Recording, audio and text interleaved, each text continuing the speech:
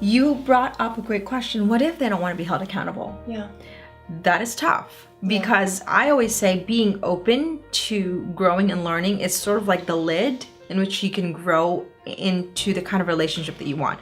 But unless somebody's open and somebody wants to say, you know what, let me hear you, let me listen, what are you saying? It's hard to work. Mm-hmm. You know, everybody has a free will to choose what they want in every given situation.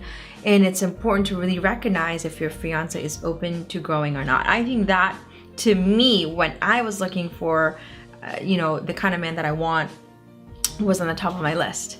Was, are they open or not open? Because I knew that we didn't necessarily agree in a lot of things, but if they weren't even open to seeing my perspective, then it was a dead end.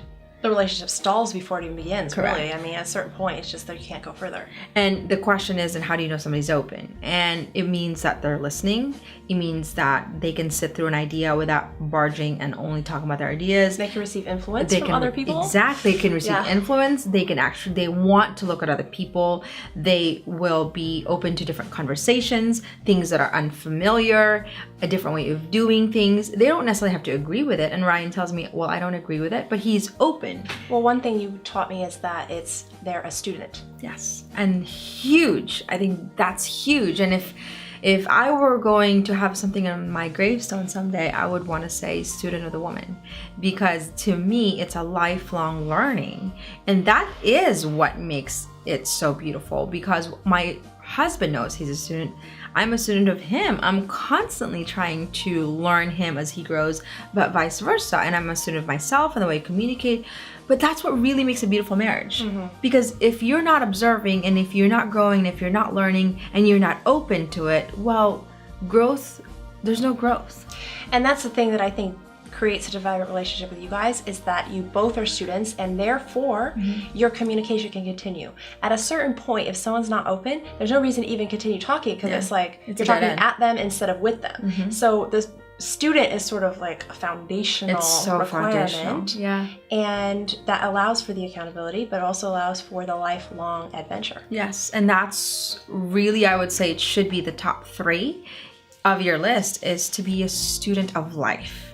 To meet somebody who wants to be a student of you, somebody who's going to study you, somebody who's going to be wanting to know who you are continually, because you never end. Like Ryan still continually gets to know who I am, but that's a disposition that can be changed if somebody's open. So what would you say is the number 1 quality that you should look for in a fiance?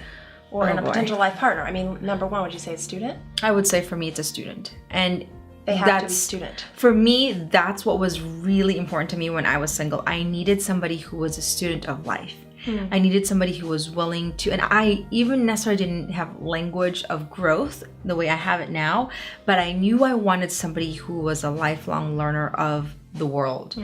And I felt with Ryan, I remember going on our first date, which I didn't realize it was a date because we were working together, and I thought we were previewing houses together. And he would ask, stealth dating. Yes, it was really, I remember he was raining and we were looking at houses together, and he ran across the other side and got his umbrella and made sure that I wasn't wet. I still have this image of me in my blue flowy dress. And I thought, okay, I guess coworkers really take care of each other. I was literally like having this conversation with myself but what I really remembered in those moments of us driving, looking around for homes, was that he asked me question after question after question. And I had not had that experience, because typically I'm the one who asks questions, and I love learning from people, so I would ask questions.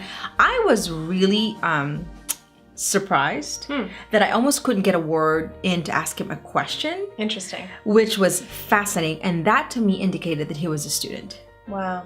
Mm-hmm. Well, I think women love feeling that way too, is, you want to feel not only seen and noticed, but, interesting and admired, and you want that to last your whole life. Yes. You want to be the center of your man's world. Your partner's world is the most important thing. Yes. And I'm going to talk about this in our next clip, is about the admiration. Great.